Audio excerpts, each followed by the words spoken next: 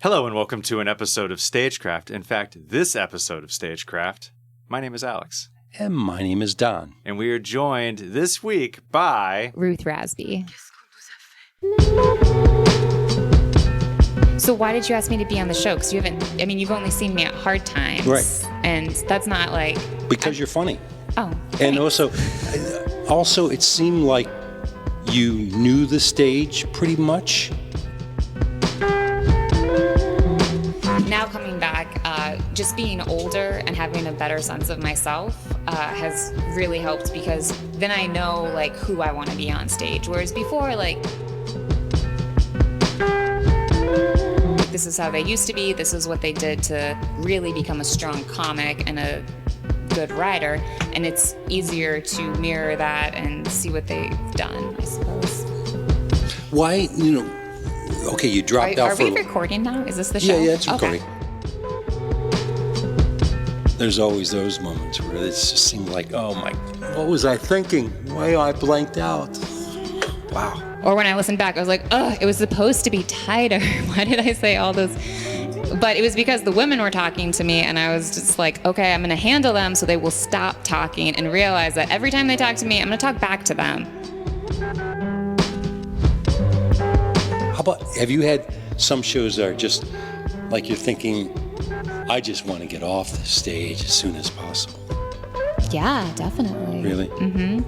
I remember, there's been more than one. Bombing is how you learn. Like, you have to fail really hard, because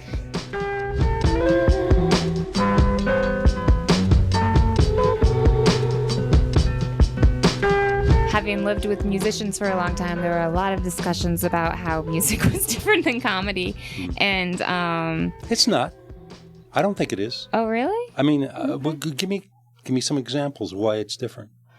Well, I do think that there's a lot that's similar, but honestly, I'm not that into music, so maybe that's where I think it's different. But like with music, you can like practice your guitar in your room, you can practice singing, and it's a little bit different with comedy, because I can't really practice by myself. I have to go out to an open mic, because I can write and write and write by myself, but you have to put it in front of an audience, and you can't put it in front of one audience. You have to put it in front of as many different types of audiences as you can find, which is also important for music, right? I'm guessing. Absolutely. But different reactions from different audiences. Yeah, but like it seems, I don't know, it seems different to me, I suppose. Mm-hmm. I don't know, because I guess songs are kind of like jokes, but it's just different with, like, I don't have a guitar. If people talk through my set, I can't just like play my song anyway. Like, I literally can't hear myself anymore. Yeah. And it's I don't know, I've never performed music, but I don't know. It feels, when it's just you up there, like I'll never have a band with me. I'll never like have a guitar in front of me. You're just like, I don't know. It seems different. Props help. There's no doubt about it. I'm not a prop comic. I know. You don't take notes up on stage, right? No. Do you think that's cheating? No. But that's just not my style. Like, as you can tell, I spend a lot of time thinking about things. I definitely have a notebook, but I've brought notes on stage and like I don't even look at them. I guess I had in other situations, like you just write like titles because you're trying to remember where you're going. Sure. But at this point, I'm doing 5 minutes, so it's easy to remember the 4 jokes that I want to do. Well, yeah, I guess. The stage presents its own anxieties where you've got, may have 5 things, and I can remember all these. You get up there, okay, what's number 1? Yeah, I don't think I have stage fright so much. Right. I think maybe I would say you don't. Just seeing you once, twice, at all.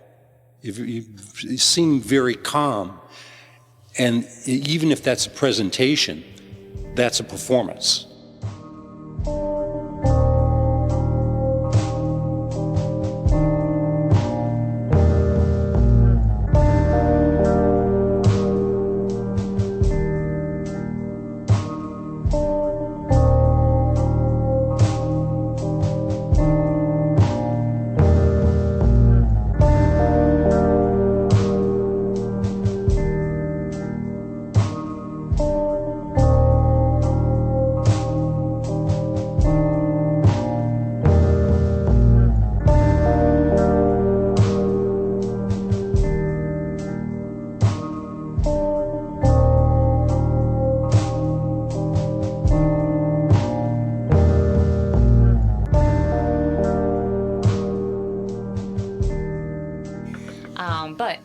coming back, like, and figuring out what sort of voices I liked in comedy more, I learned how to write, like, tighter. And there's something, like, personal stories are good, but when you're, like, trying to reach to an audience, like, you do need to be able to pull a universal out, and you do need that universal to have some sort of punch to it. And I don't know if I always was cognizant of that in my earlier writing. I think that I was a bit more narcissistic. I was younger. I had been doing stand-up with, like, I had felt like I had pretty good reactions from people, and I don't know if a lot of those were warranted. Like, even listening to my stuff, I'm like, oh my God, so embarrassing. Stuff that I used to say. But that happens to any group. You know, people talk to a group, and if you start saying things to a particular couple people, 3 people, and it's only something that they can relate to, you lose the rest of the group is sort of like, what? You know, what is it? What is this? Right. Yeah. I forget what the beginning of our conversation was, but I think that my writing, I think actually now coming back, just being older and having a better sense of myself has really helped, because then I know, like, who I want to be on stage. Whereas before, like, when I was younger, there's just, like, so many aspects of my personality that you'd write jokes about this, you'd write jokes about that, and you try to do them in the same show, and, like, the audience would just get confused, which is fine, because you don't need the audience isn't going to know your whole backstory. Right. But I'd performed on so many of the same shows that at that point, a lot of people did know my backstory. So, like, going into different crowds, like going from a Weatherby show to, like, a Big Hunt show, it was painful. Right. But it was, a great lesson to learn. Also, having a more unified sense of self that you're presenting, which is, like, it's not like I was unaware that you needed to, like, be consistent in your personality the whole time through, but I realize now the important side of it because I've been on the audience side a lot more. Like, honestly, I remember when I started doing comedy in DC, and I was talking to my friends. I'd moved from Omaha originally, 11 years now, probably. I moved in 2009, so 11 years.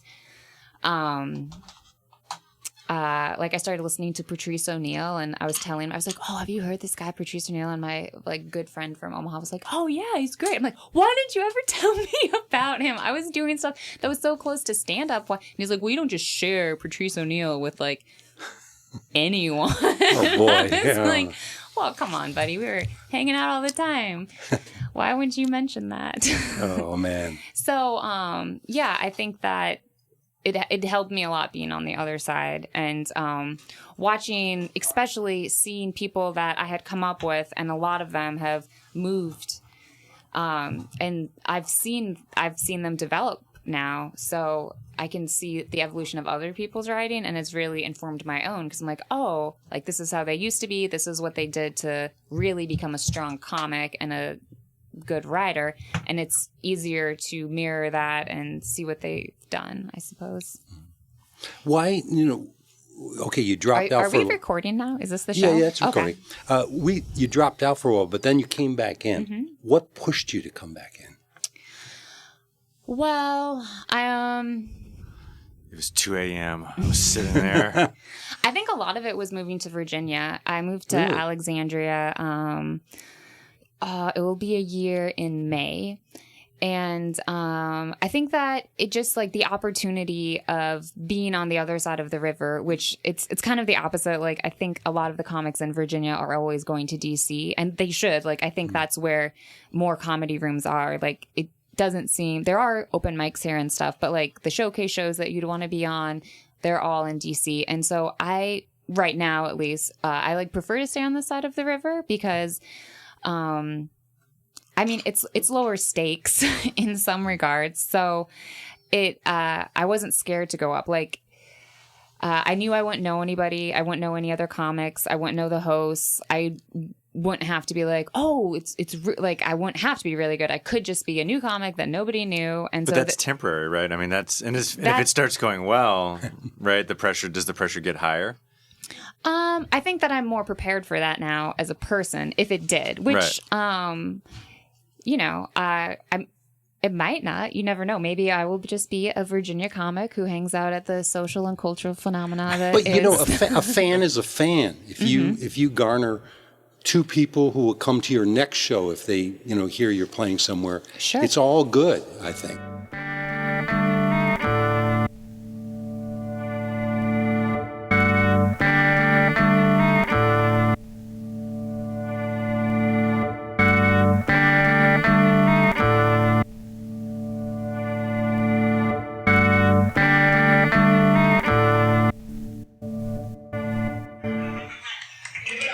Ruth Rasby. There's some drunk girls up the front. I really hope. Thanks. Women. Mark. Right. Right. You're good. Okay. This is going to be a female comedy. Yeah. Ladies. All 4 of you. You guys ever get to that point in your relationship where, like, you know the question's coming, right? You're in love. Everything's great. Chemistry's hot. And you're just like, oh, he's going to pop the question any day now, right? And then he does. And it's like, anal? No. And it's hard because, like, you don't want to say no right away because you don't want to be a prude, but you don't really want to say yes. So what I would suggest is just saying, well, pretty sure I've taken shits as big as your dick, so really changes the mood. Oh my god. Yeah, that'd be disgusting.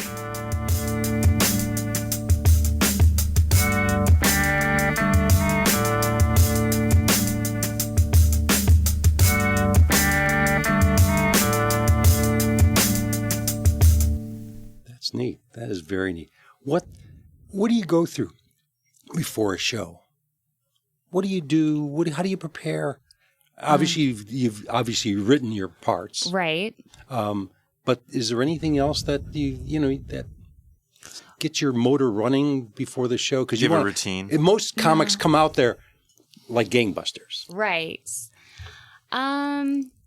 So, I mean, honestly, I think I don't have a pre-show routine. I do like to go with, and I write, and more so than I did previously. Like, sometimes I would go to mics and I'd be like, I'll just talk about what I thought today. Like now, like I might talk about what I thought today, but I definitely have written out things. I try to I guess it's before the show because it's probably like the day of. I think of like there's usually like 1 or 2 new things that I would want to try because right now I only do open mics. I don't do shows, so I don't have like a show set that I've had to prepare in a while. But it's the same thing, right? No, I would say doing a show is a little different because you're booked on being funny. And the thing about doing comedy and open mics is that it's an open mic, so if you're just doing jokes that work and you're just trying, like, what's the point of killing with the same jokes over and over at an open mic? It's kind of boring.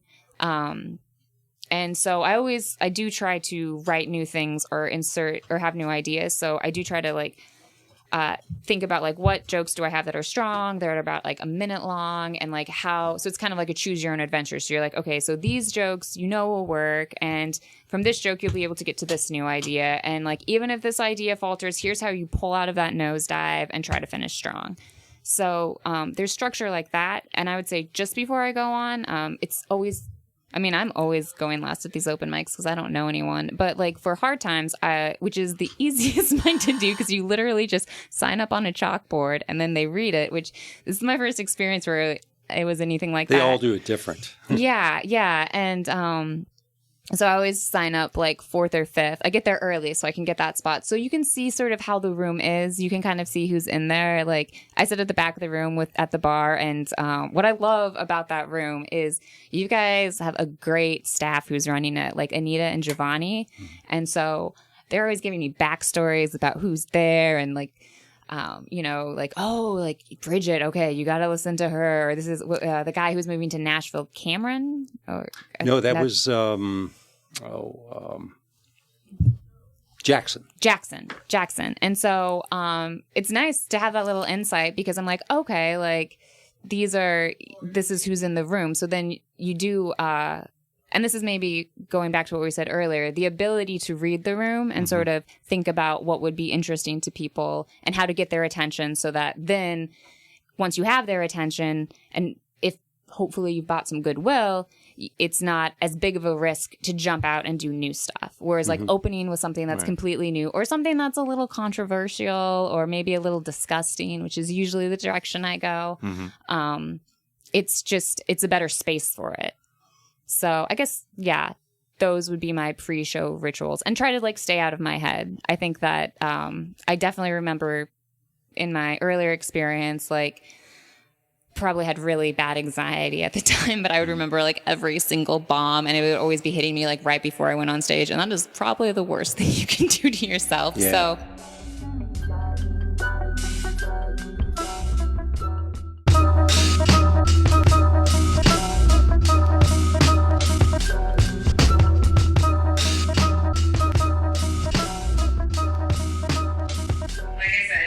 we're trying to get pregnant, and the doctor was like, all right, that's cool. So if you're trying to get pregnant, what you need to start doing is taking this folic acid.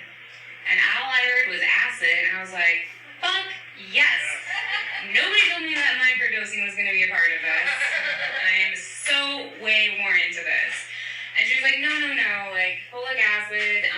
First of all, I didn't actually say fuck to my doctor. I was just like, oh, explain side effects. And she was just like, yeah, it helps it so your baby has a brain stem. I was like, oh, nothing else.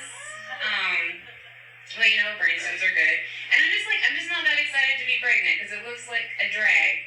And, yeah, but women will tell you other things. Like my aunt, she was like, Ruth, no. Being pregnant, it's the best thing. You have this life inside of you, and like men can't relate to it. It's so beautiful. There's this universe, and it's like you're connected just with like atoms and the universe, and you never feel anything like it. I feel so, what did you say, empowered. And I was just like, fuck, girl, like, which acid did they give you? All right, thanks, I've been heard.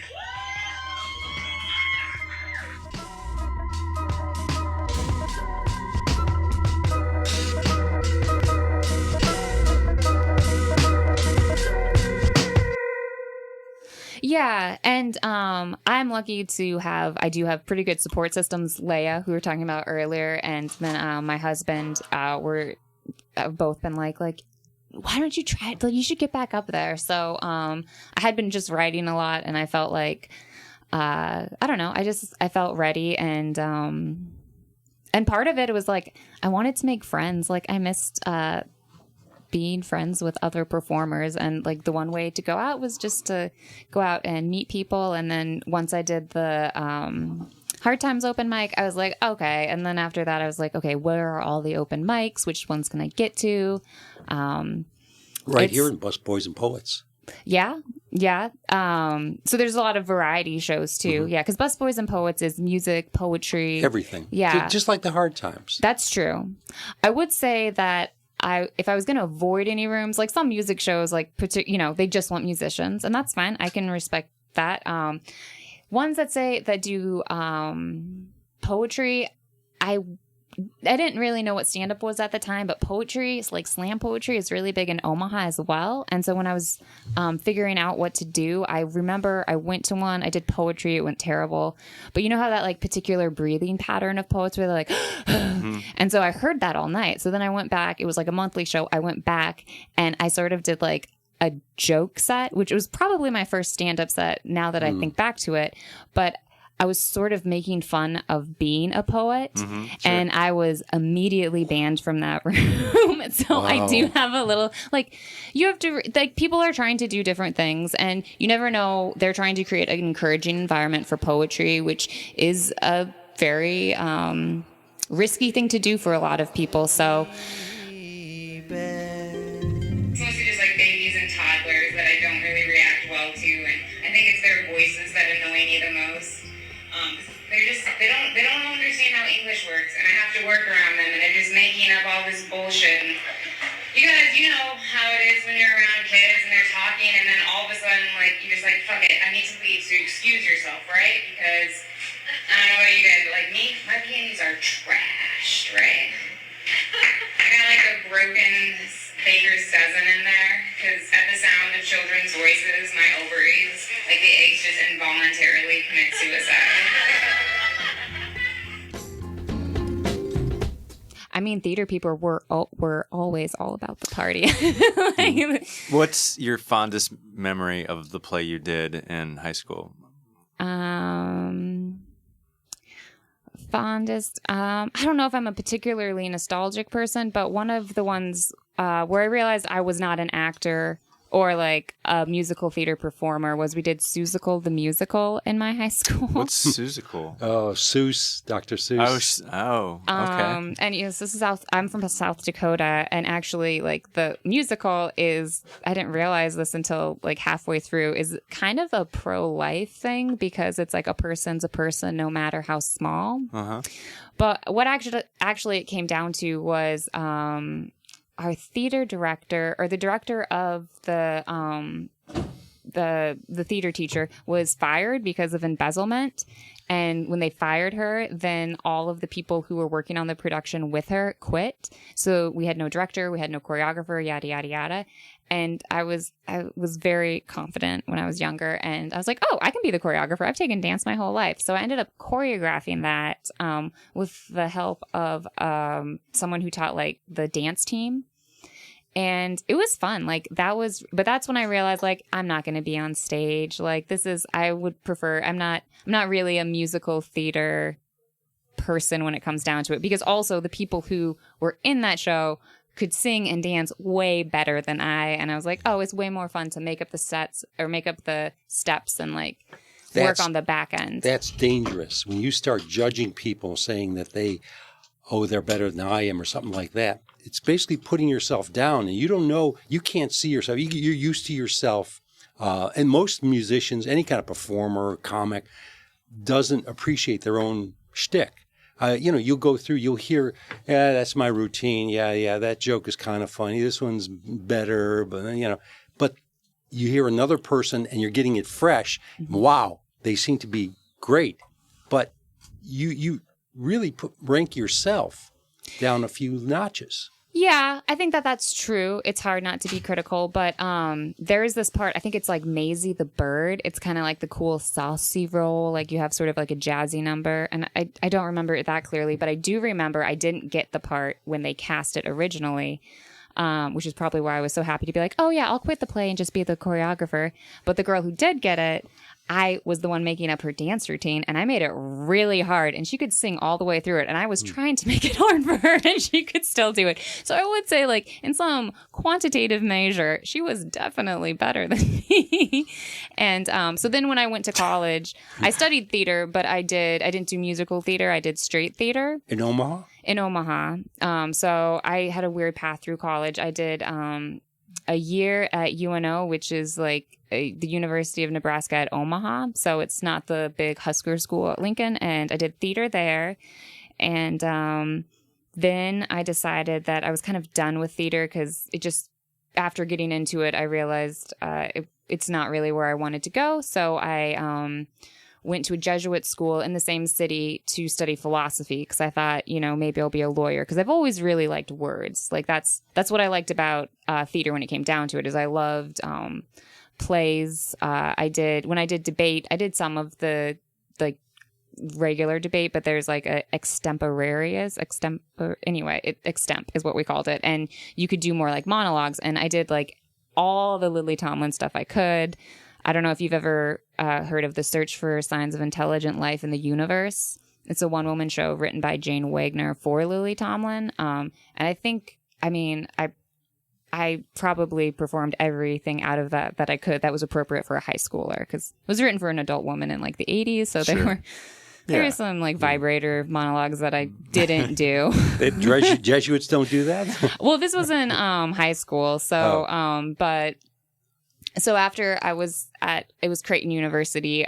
So I studied philosophy there, and I mostly did logic, but you have to take a lot of ethics class, and I got sick of being in ethics class where everyone was the same, because we were all, even if we were like ethnically different, we were all at the same socioeconomic level. We were all like vaguely Catholic or Christian.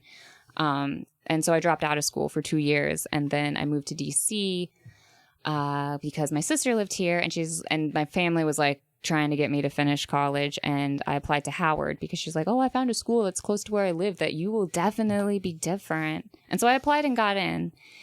And so I finished college at Howard and started doing stand-up probably my second year in DC.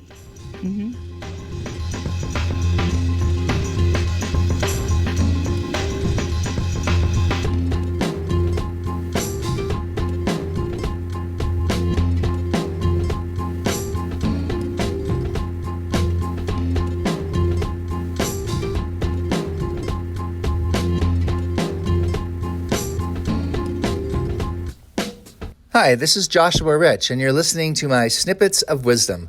For more information about me and to hear my music and such, please visit me at www.joshuarich.com. Thank you. I think something good to remember when we're trying to accomplish something new, or have a goal that we're trying to get, is it always gets scary when we think about trying to do something different and be in a new place, because it's going to be a place that's not our current comfort zone. I think it's funny because we always forget that the comfort zone we're in at one point wasn't a comfort zone. So I always try to remember that whenever I'm facing something new. And the place that I want to go to at some point will be a comfort zone. At some point it will be comfortable. It will be my new reality. It just takes getting in there first and getting used to it. And just like every comfort zone that we're currently in, at one point we weren't comfortable in. So it's just good to remember that where we want to get to at some point will feel more comfortable and will feel more like normal. We just have to let it happen naturally. And then that comfort zone is something that we'll probably leave to create a new one, and on and on.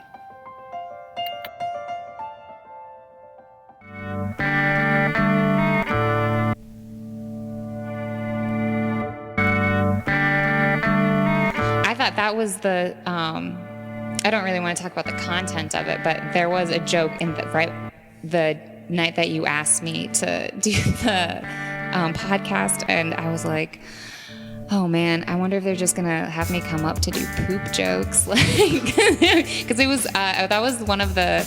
It's interesting, that room, because it's not like a big laugh room. I think that now, and part of it is probably me, because now I know how to, like, okay, this is how it goes. That's right. But people would not laugh during my jokes, and then they'd come up afterwards and like, oh my God, you offended my mom so hard. I absolutely loved it. I'm like,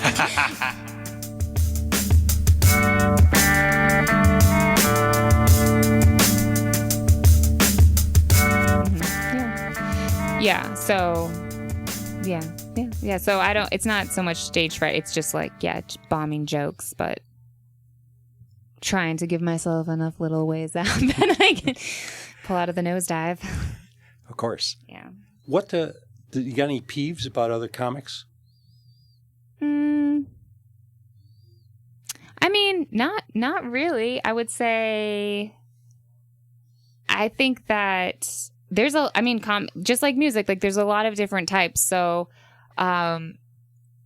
it's, I guess a pet peeve would, when you hear someone telling their jokes, their same jokes all the time, and you're like, okay, yeah, we're at an open mic. Why are you trying to kill? Like, are you ever going to try anything new? But I really haven't been around to develop pet peeves. Is there anything that you think is not, that you shouldn't joke about?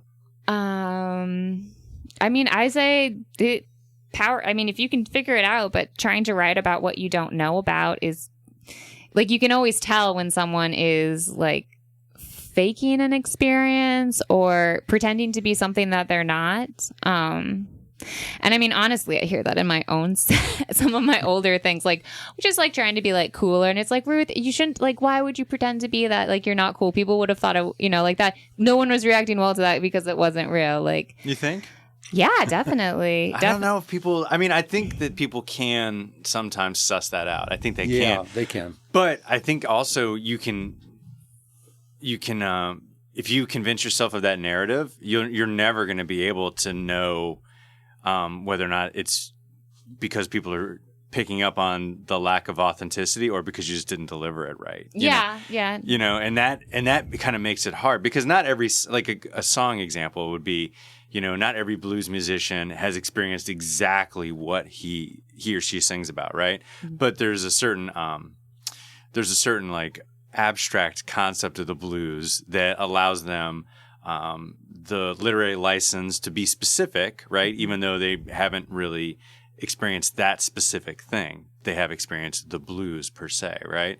And it doesn't like come across as disingenuous. It's just a literary device. And it's the same, I think, with jokes sometimes. Like, yeah, this might not happen to me exactly, but I have had a bad date and I have heard this story, and I'm going to sort of mash it together into a joke that I think will be pleasing, you know? And I think that's what life is. Like, there's embellishments that people make. Yeah, and that's fine. I'm talking about, like, if I went up there and started telling jokes about how, like, when I was, you know, like growing up in a trailer and my mom beat me and stuff like that. Whoa. And you know what I mean? Like, well, I mean, you do hear people have different life experiences. And I think that a lot of comics or a lot of people who've had hard life experiences, like humor is a coping mechanism. And if you've had a lot happen to you, you've got a pretty strong coping mechanism. So like stuff like that is more what I'm talking about. When you I mean, I don't know. I just haven't been around for a long time, so I don't know if people are still doing that. But I know I used to do that, and I've seen other comics do it. But like, there's obviously people who play characters, like people who do improv or sketches. Like that's really strong. They can get in character, and like that's great. I mean, that's a skill I feel like that can't be taught. Like, good improv is hard to find. Everybody can do improv, I suppose, but like, it seems like people have it or they don't. And that is something that I don't. I'm not an improv. I don't do characters. I tried it once and I would open it with like, okay, so I'm this type of character. And then I would just do it all in my normal voice. And I was like, you know what? That was, yeah. It's good that you got out of acting early, Ruth. Yeah, there's such a thing as trying too hard where people could see it and, it's cringe-worthy, you know, where it's just not working. Just not working for you, almost like you could see it in their eyes. You're not doing it. You're not doing it. It comes up on the show a lot, the trying too hard. Yeah. Because if you're over-indexing because we can tell that your lack of confidence, like that does shine through quite a bit. But at the same time. And maybe it's just a confidence thing. Like if you could believe your own narrative harder, and that's probably what those good character actors It's not can a lie do. if you believe it. Yeah. But exaggeration I don't know. or moves exaggeration, facial expression exaggeration. I mean, that works if you could pull it off. Embellishment. Yeah, embellishment, and if you could pull it off where it's real, not Versus just lying. like We're not I talking saw about this, you know, and this, you know, not just Right. stock moves where you look like some sort of photograph somewhere. Yeah. I don't know if I've seen that. So, yeah. I don't know. I mean, I haven't experienced anyone that I would think that I could call out for, like, I can tell that your story isn't true, you know, but I do understand what we're talking about when we're talking about, you know, sort of like the difference between embellishment and just flat out lying about your story in order to make a joke or something like that. And you can tell the difference. Yeah. Yeah. Like, this is not your bad date story. This is just a generic bad date story that you're trying to insert your crude joke about gender roles into. Right. So stuff like that. It does kind of bother me. It's hack shit is what we're talking about. Like, that's some hack shit. Yeah. Right? It is. Yeah. I mean, I think that it's hard for, like, sometimes it's hard to be critical because I'm like, well, you never know, like, the path people are taking to become a comic, right? Maybe they're just trying this on today and, like, I've made that mistake, so I try not to hold it against them. And I'm not one to, like, I think the only advice I've ever given anyone is like, oh yeah, you should definitely be recording every set. But I mean, I still a lot of like, Alex, my husband, like sometimes he'd listen to my jokes. He's like, all of your jokes are my jokes. And I'm just like, no, they are not. First of all, I'm rewriting what we're like, you didn't tell me a joke. I'm just using an experience that happened to both of us and making it into a joke. Like, Right. So, yeah, like it's not like you, like if someone said something to you that you think is funny and you develop into a joke, I wouldn't necessarily think that you're pretending to. Or sometimes, like, you just change the perspective of a joke and then it's funny. Like, Right. yeah. I have no problem with someone borrowing a joke from someone else and doing it better. Well, I mean, I feel like borrowing a joke, like, from another comic? Yeah. Oh, no, you can't do that. Why not? That's stealing. There's no borrowing in comedy. Oh, but you can't do other people's jokes. It's almost like covering a song that's on the radio. See, I don't think that's really a thing. I think you could maybe, if you were doing like some sort of tribute show, But like that's stealing. That's not something you do. You don't cover people's jokes unless like you're pretending to be Jim Carrey or but like, yeah, I think that, yeah, that's not, there's no like, you don't cover people in comedy. Really? Oh no. That's the difference between music and comedy. We can't do covers.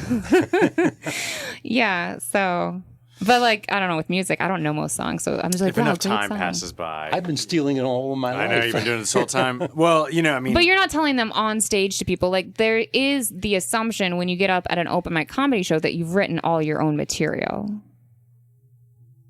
Or what if you hear it on the bus? So I think it's different if you hear someone on the bus and you're like, I was on the bus the other day and like this crazy thing happened. But like, if you hear someone tell a joke at another mic and you're like, whatever, they don't know that person here, and you tell that joke, even if you like tweak it a little bit, like that's stealing. You can't do that. You get drummed right out of the business for that.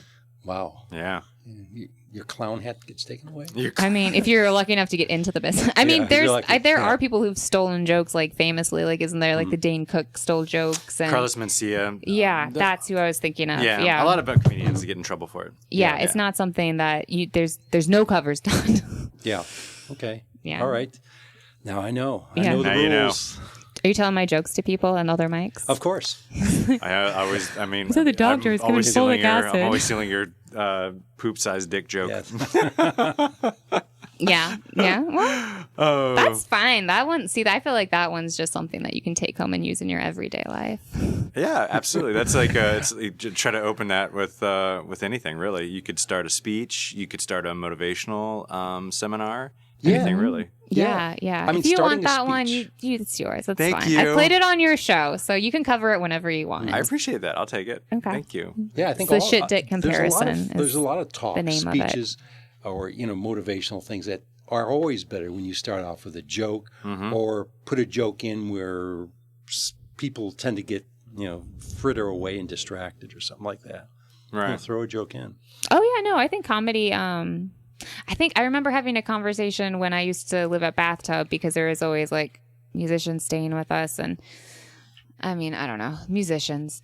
They're their own breed of person. But this guy was like, oh, I'm a working musician. Because, and that he was like playing shows and he was giving lessons and stuff like that. And he's like, well, are you a working comic or something? I was like, oh, I'm a comic. And he's like, oh, are you a working comic? And it's like, well, I mean, I work. I do. But I do think that I've like knowing how to read a room and how to do, I wouldn't say I'm a working comic. I'm not a working comic. To be clear, don't edit that part out. But the skills that comedy gave me in being able to read a room and knowing how to make like a little joke, and now that I know what's appropriate, definitely helped me in my professional life. And I'm a librarian. I work with the public, and so it does help to have a little sense of humor when Sure. someone can't figure out their email password and they're so frustrated, and you're like, a lot of serial killers were frustrated with libraries. Like the BK killer was mad about the library printing situation. Really? Yeah. Mm-hmm. Gee. So So reading a room is pretty important to you. Especially if you're the BKK killer. BKK, yeah, there we go. Yeah. If reading the room is important because I mean, or you could just go up there if you really just want to go up and do what you wanted to do. I suppose that's also something. But right now, currently what I'm working on besides writing when I'm performing is I'm trying to get stronger with crowd work because that was always a particular weakness of mine, and being able to read the room, which also now I feel like I have a better self-awareness, which helps because I think I know how people react to me a bit better.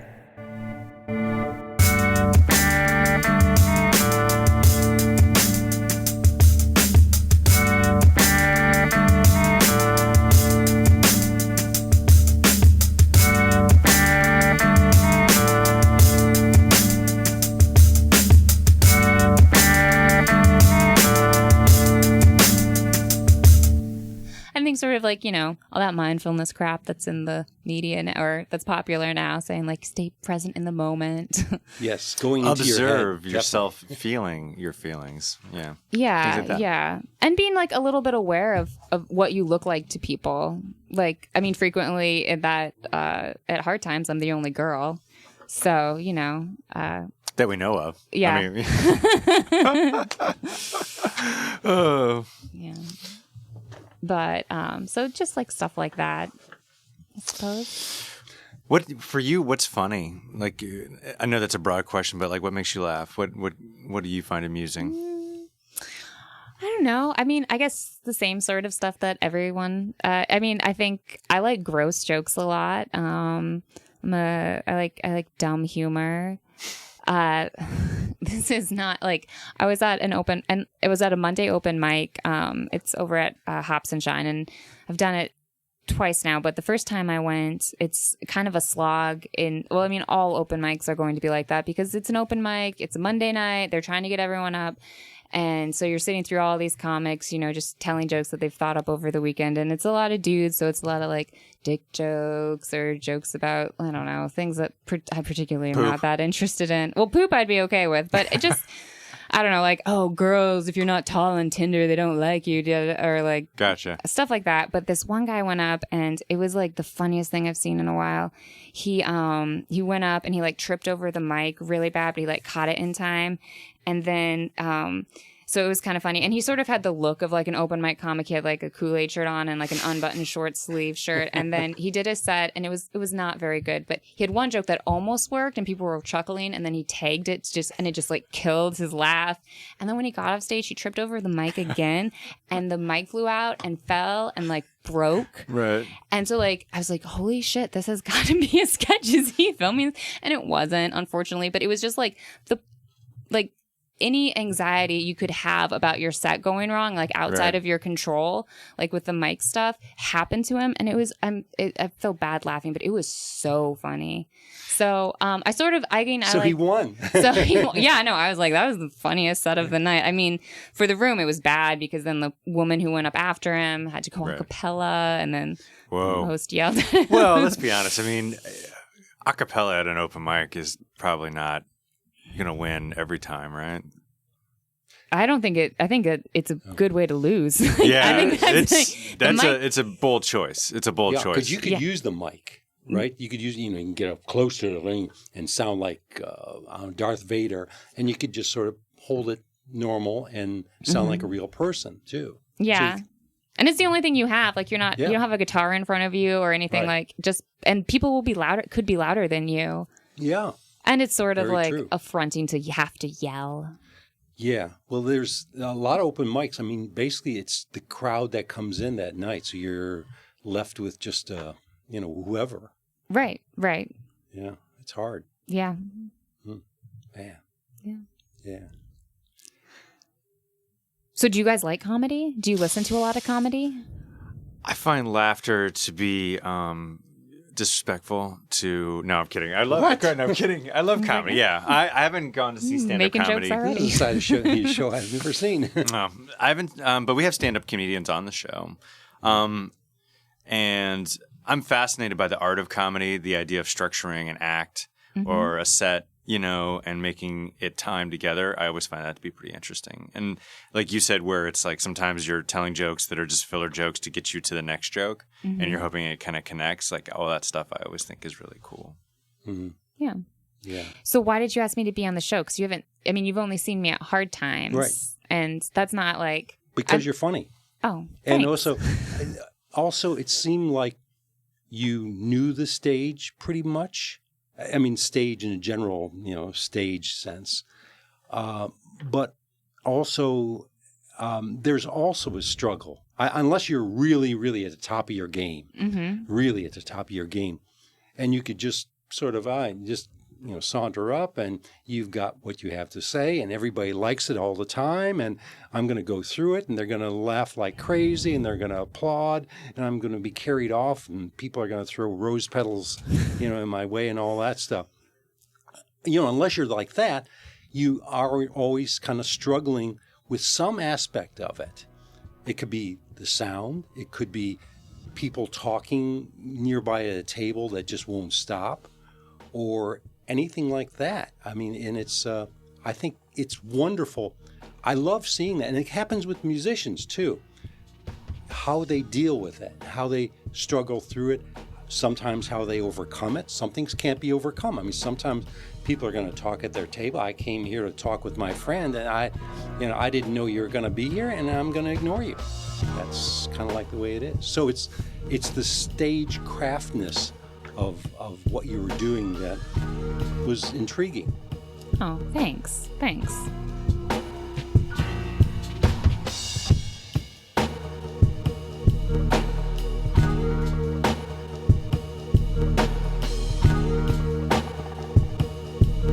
Hey, Don Z here in the crib, babies. StageCraft would like to thank these cool cats for their support. Amanda Kleinman, Randipulator, Ellen Simonson, Ross Kleinman, Daddy O 9000, Paul Barsati, Rob D. Parrish.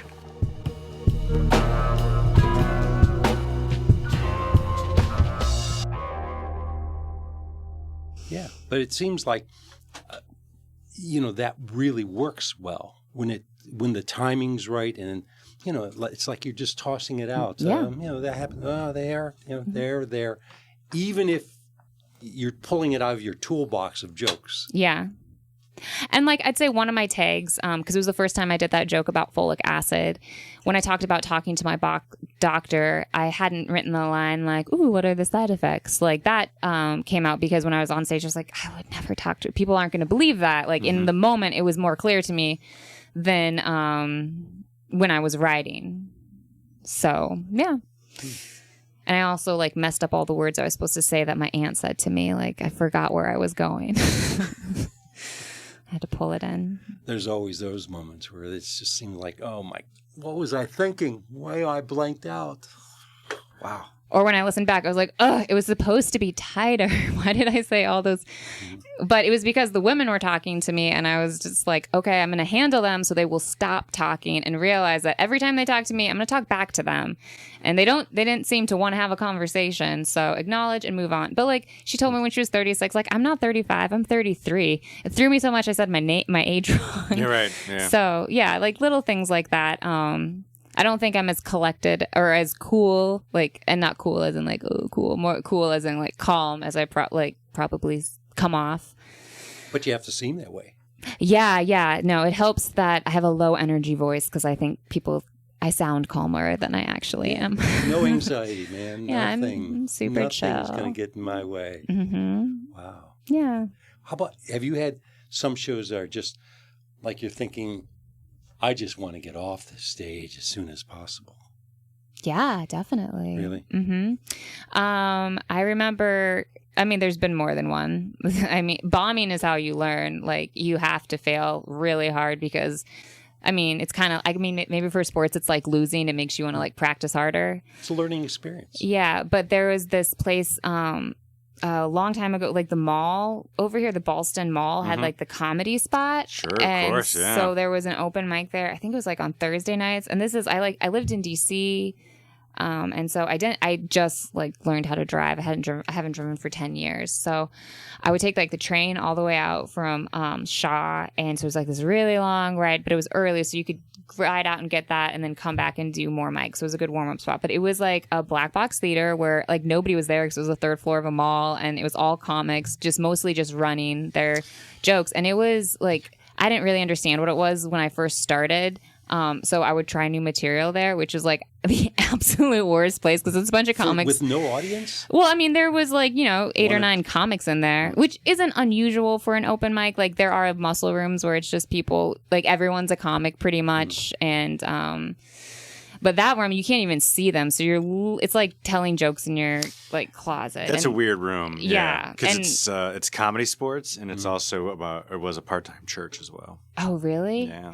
I never knew what they actually did in there. For me, it was just I've wanted to get off that stage a lot. Yeah. I've had nightmares where I'm stuck on the Ballston stage. The pulpit's the giveaway. The Ballston Mall, it's the mall that time forgot. Yeah. Yeah. Well, they redid it now, right? It's it's Inside Out now. Oh, okay. Yeah. The movie? No, I'm just kidding. I understand. Yeah. No, it's like an inside food court. They tore down some of the walls, so it's outdoor. It's like a plaza. That's the best way to describe it. Okay. It was a plaza. It was Parkington. But now it's inside. Now it's Inside Out. I know. Everything old is new again. Or what the hell? It doesn't really matter, you know. Yeah. Like you said, we're just wasting time until the end of the world. Right? Well, which who knows? Maybe it will come sooner than we think. Climate change and coronavirus. Hey, I had a guy 2 days ago. I was going over. I was walking a dog, and he said, "It's a beautiful day today, isn't it?"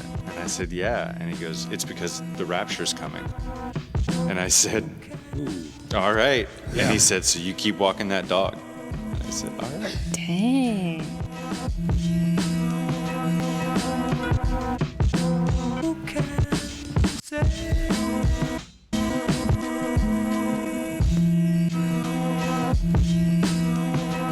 I have recordings from before I quit, and so I do have a lot of the sets that I bombed really hard at the end, and I have listened to those all in a row. Actually, I did it right before I went up because I was like, Ruth, remember what it could be like, and then I was like, all right, well, it's not going to be worse than that. So that's some good perspective to have, though. It really is. I mean, I think most comics or musicians who persevered probably remember the worst one ever, right? Or they stopped doing it because that was the worst one ever, and they didn't do it after that, right? Yeah. Well, I can relate, yeah.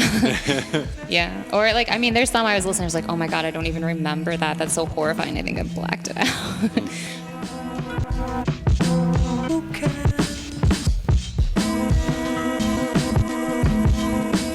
I do try to respect the space of poets.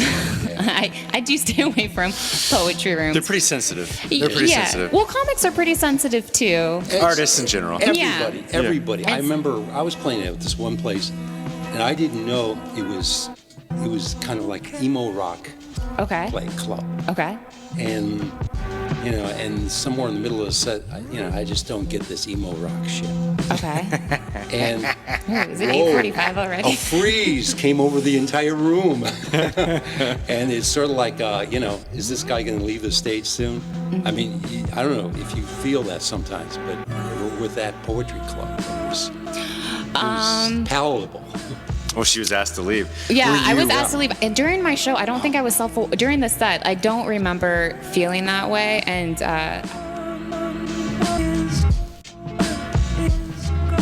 Nice. Thanks for sharing. Oh, yeah. So like listening to it, like now I've listened to it before, obviously, but like when I listen to that, I'm just like, wow, I swore too much. Like you can get those ideas across without saying the F word. I'm trying to think if I've ever had any political jokes. I had that one about how Trump smokes mids, which I always thought was funny. Because I was like, oh yeah, buddy, gotta go to work. Can't be too high. Also, I doubt his staffers could find good weed, so